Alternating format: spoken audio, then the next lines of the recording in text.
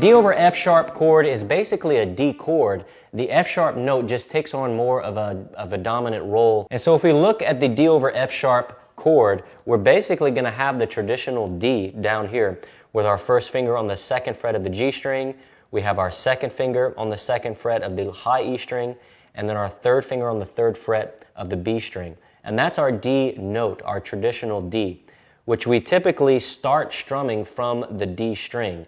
Okay, so this chord, the traditional D, the low E string and the A string are not part of it. So we start strumming on the D string. So that would be our first note, right?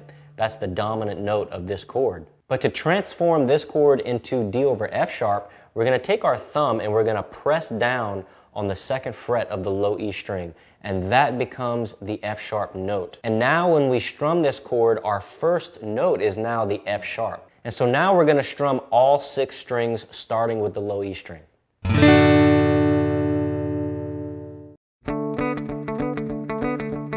This D over F sharp variation fits very nicely within the G chord family because it has a lot of similarities.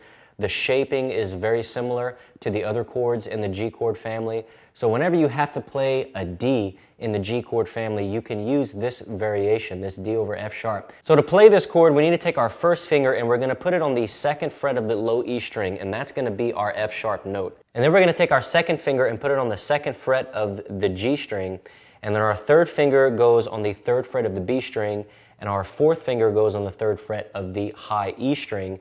And this finger, our pinky finger, is actually making the G note, which actually makes this chord D over F sharp add 11, because G is going to be the 11th note of the D scale. Now you'll want to pay attention to your first finger as it comes up here to the low E string, that you're not accidentally muting the A string behind it. You want to make sure to press with the tip of the finger and move your hand if you have to arch that finger and come straight down onto that string so you're not muting the string behind it.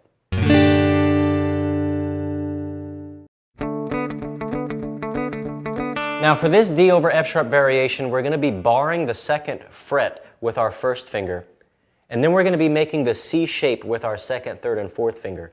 So our second finger is going to be on the third fret of the B string, our third finger is going to be on the fourth fret of the D string, and our pinky, our fourth finger, is going to be on the fifth fret of the A string. Now you can make a regular D chord with this same shape, and all you would need to do is bar just the bottom 3 strings with your first finger, the G, B, and E string, and just don't strum the low E string, and that would be just a regular D chord. But to make this D over F sharp, we're going to bar the whole second fret with our first finger, all 6 strings, and we're going to strum all 6 strings. So we're going to include that low E string, and that, because we're barring the second fret, that's going to be our F sharp note, which makes this D over F sharp.